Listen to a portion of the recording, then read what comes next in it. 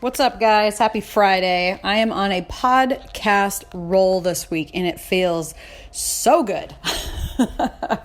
Anyways, so one of the things that I wanted to share with you today is a Friday check-in or a Friday recap. And this is something that I've learned from one of my coaches, and I've kind of tweaked it to fit my own routine. Again, you got to find what works for you. But I wanted to share it with you guys because I find it very, very powerful and helpful to keep me on track with my big goals, whether it's my personal goals, my professional goals, money goals, fitness, it doesn't matter. Any of my goals, it just really helps me stay on track and kind of recap my week and figure out how I need to course correct to keep kicking ass on my goals the next week. So every Friday morning, I recap my week and I budget. Every Friday morning. I only spend about 30 minutes on this, sometimes an hour, just depends on how much I've stayed on track. If I've stayed on track all week, it's boom, boom, boom, done. I get it done in 20, 30 minutes. If I've had kind of a rough week, which happens, not every week is rainbows and unicorns, as many of us like to think they are. But, sometimes there's rough weeks and it's holy shit, I was super off track. I didn't do anything that I said I was going to do. So how do I fix this? How do I course correct so that next week is even better? And side note, you might hear my dog snoring in the back. She snores like a wildebeest. I can't help it. Unless I gas her, there's nothing I can do.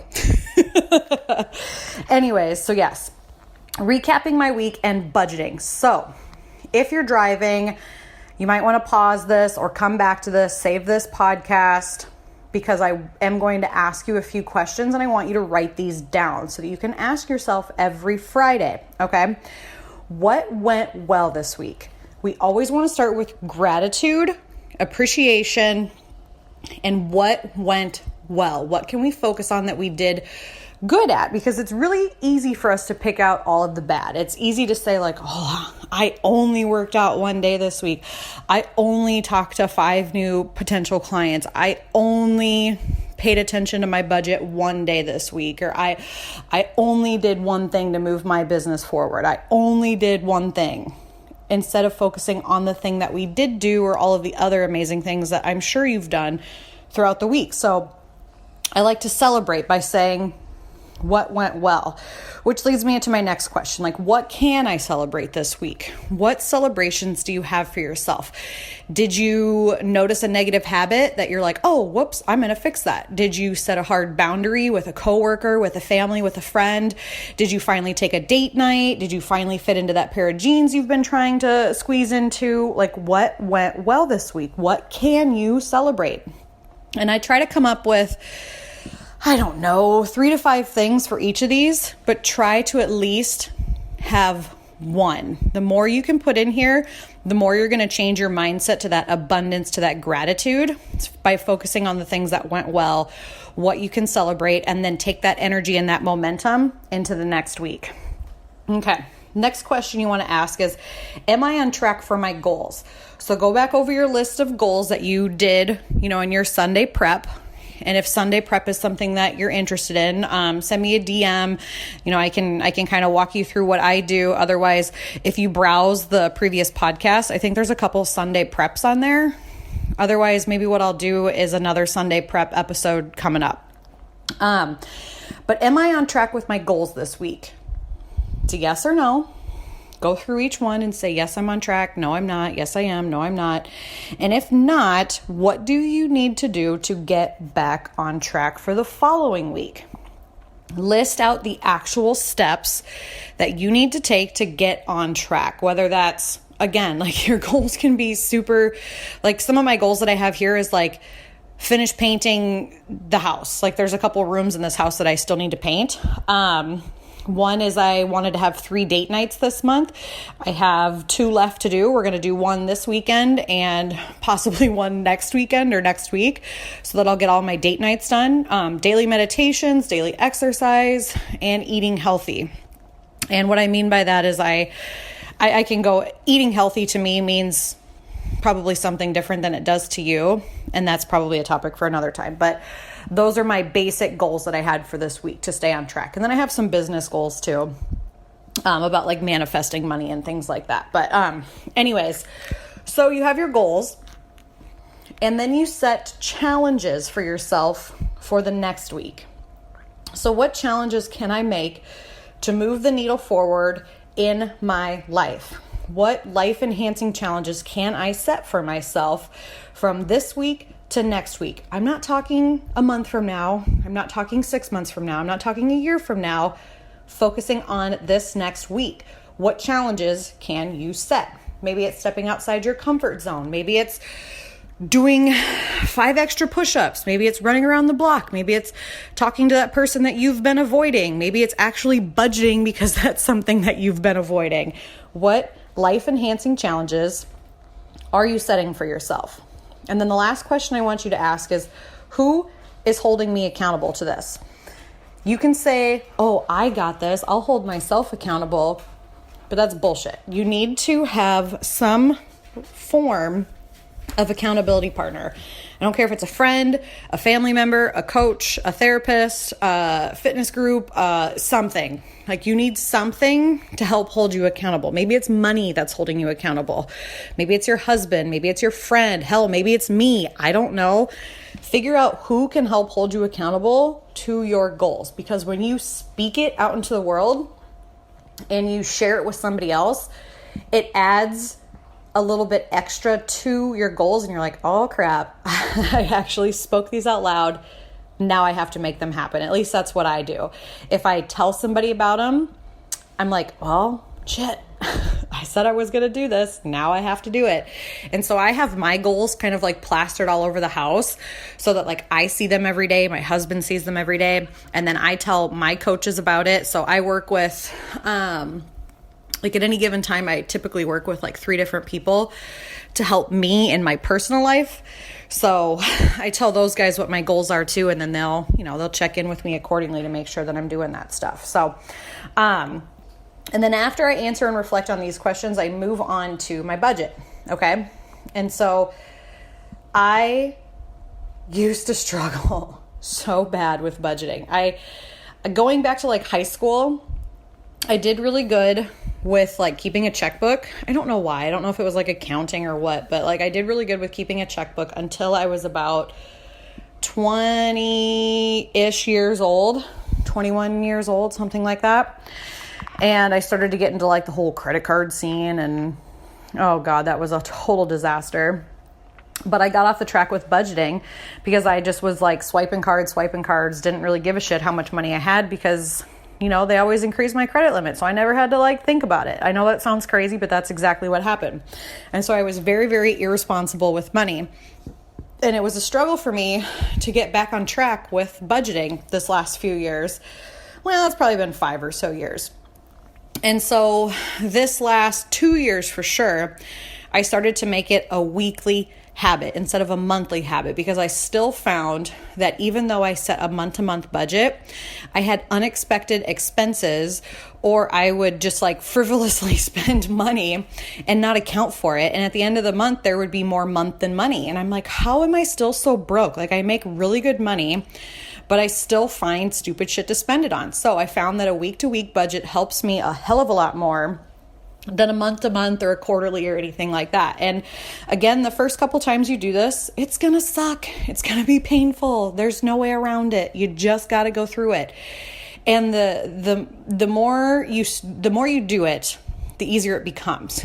Progress, I'm not going to say progress makes perfect, but progress helps. Each time you do it, it's like it gets easier and easier and easier. And before you know it, you can bang out your budget in like a half an hour. Unless you're avoiding it, then yeah, it will probably take you a couple of hours. It sucks, again, to figure out where your money's going and to actually bring awareness to some of your stupid habits that you have, like the Amazon and the Target and the coffee and, the telling yourself, oh, I had a hard week, I deserve this. Or I'm just going to go out for one drink. And the next thing you know, you drop $100 freaking at the bar. Like, it's just stupid shit, like go back through your budget and figure out where you want to be spending your money and really be intentional with it. So here's a few things that I do to help me with my week-to-week budget. So I actually figure out how much money I have. I check all of my accounts. I have a couple different personal checking accounts. That's something that I teach people, like with my one-on-ones, like all of the different like checking accounts and business accounts and things like that. So if you're interested in like how I do all of that stuff, DM me, maybe we could work something out. But anyways, I figure out how much money I have in all of my accounts. And then the next thing I do is what bills are coming up from this week to next week. And that's it. And the more you start to do this, the easier it will become. And you'll start to predict like, oh yeah, electrics do this next week. My insurances do this next week. Our house payments do this next week. I wanted to pay extra on this bill or this credit card or this loan, or I need groceries this week or gas or whatever it is. So you'll start to be able to predict how much that stuff will be, but figure out what bills must be paid in the next 7 days. And then after that, you want to figure out what additional expenses you have over the next week. So say you have a date night in the budget. That's an additional expense. Say you're shopping one night. That's additional expense. Like budget for it. Don't just go out and spend $200, $300, $400, $500 on a shopping spree. Budget yourself and stick to it. Say, I'm going to go find an outfit for my daughter for less than $100 or a couple outfits, or I'm going to find an outfit for myself for $100, or I'm going to spend $200 on whatever. Okay. And so like additional expenses for me, a lot of times pets falls under this category. I don't think of pets as bills necessarily. I think of my bills as invoices for blessings already received, which means that I'm being invoiced for a service that I've already been provided. So like cell phone, house, electric, water, things like that. Like those are bills to me, or like credit cards. Like I've already paid for those things. So I have to, that's a bill, right? Expenses to me is like groceries, gas, horse feed, hay, dog food, my dog's medicines, my horse's medicines, date nights, clothing. Oh goodness, I could go on and on and on, but there's just a lot more expenses. And when you budget for them, you're not so blindsided at the end of the week. So come up with a plan on what your expenses are going to be for this next week. And then the last thing you want to ask yourself is, am I on track with my money goals? And if the answer is no, how can you adjust your budget or create more money? There's a thought. I know I used to get so stuck in like, oh, I only have XYZ to spend this week. And while that is true, you don't want to overspend, because then you're just digging yourself a bigger hole. But trying to look ahead and be like, okay, how can I manifest an extra $100 this week? How can I manifest an extra $5,000 this next week? How can I bring in this money? And so you put on your thinking hat and you get creative, and you're like, well, maybe I really don't need a $100 outfit right now. Maybe I would just rather have that in my savings, which I always have a reminder on my calendar that says budget/pay yourself first. So what I mean by pay yourself first is I have profit accounts. I have savings accounts. And what I do is every Friday I have a certain amount of money automatically transferred into a savings for my personal and into a profit account for my business, so that I'm continuously profitable in my business and I'm continuously working on saving money, whether that's for emergency expenses, whether that's for, big money goals that we have for things coming up. There's lots of reasons why you want to save money, and I won't get into that here. But every Friday I have a reminder that says, pay yourself first. Pay yourself first. And then the rest goes to bills and expenses and all of these other things. And if you find that you're not paying yourself enough, you need to find a way to make more money, or cut some things out of your life that you don't need. Do you need a payment on your phone? Do you need a big fancy car that's like, I don't know, like my I used to have a car payment that was like, shit you not, $650 a month. Why? Because I thought it would be really cool to buy a brand new car, brand new truck, and they gave me the credit for it. And it's so stupid.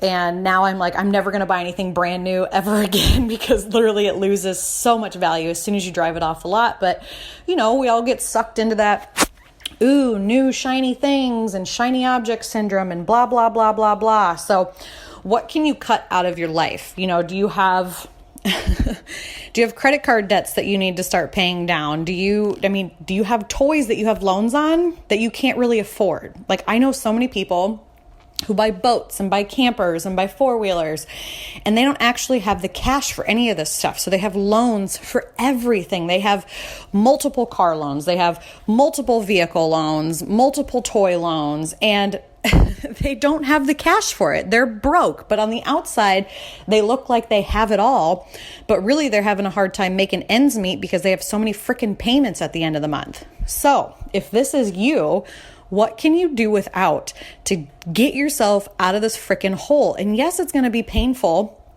temporarily, but just think about it. All of that debt is like chains wrapped around your ankles, dragging you into this deep, dark ocean of overwhelm, anxiety, stress that you don't freaking need. Like, you've done it to yourself so that you can try to impress the Joneses. Okay. I have downsized a lot in the last few years because I ask myself, is this a need? Is this a want? Can we afford this right now? Does this affect my long-term money goals? And if I don't feel good about those answers, then I'm not going to purchase it. And I've sold lots of shit because I'm like, is this in alignment with my big picture goals? And if the answer is no, boom, it's gone, right? I can always get another one. They're just things. You can't replace your freedom. You can't replace your family. You can't replace your pets, but you can replace things. You can replace a four-wheeler. You can replace a camper. You can replace a car. I don't care how fancy of a car it is. There's a million freaking cars out there. You don't have to have the best of the best of the best just to prove yourself to somebody. If that thing can get you safely from point A to point B, then that's all you need. And if you want to save up and buy toys, by all means. Like, I love toys. I have horses, and we have four-wheelers, and we have snowboards and roller skates and motorcycles and all of these things. Yes, but we own them. And the things that we've had loans on, we've either paid off or gotten rid of, because our big picture money goals do not include being in over our heads. And so, again, this brings me back to a weekly budget, okay? And it starts by bringing awareness to where your money is going. If you know where your money is going, you can decide where you want to be intentional with your money and how you can make more of it, okay? All right, guys, those are my Friday tips for you. If you found this episode helpful, please share with a friend. Tag me over on Instagram at sasha.davis. And just a quick reminder for anybody interested in working with me, I am launching the Empowered Sales School this coming Monday, July 29th. So you can register from now until the end of next week. And then registration will be closed. So if you are in a business or want to start a business or want to start a side gig, or you want to find ways to create more money or more income in your life, if you want to increase the revenue in your business, if you want to figure out how to talk to people and how to prospect and what a customer, what a CRM is and all of these different things, I'm going to teach you the inside of everything that has to do with sales, business, talking to people, conversations, things like that. It's a 6-week program. What it looks like is every Monday you will have a training, and then we will do a Q&A to see what questions you have regarding the training. And then we'll do like an implementation follow-up. Like, how did this go? What went well? What didn't go well? Just like the Friday check-ins I told you in the beginning. I will teach you all of these things. So this is at a super affordable price because it will be a DIY course when I am complete, but this is the beta test round. It is a live round, so you will get some coaching with it. You will get a whole lot of me, and it's only $77 US. I do have a payment plan for those of you who are like, $77, that's a lot. Well, I did break it into 2 payment plans too, if that's something that works better for you.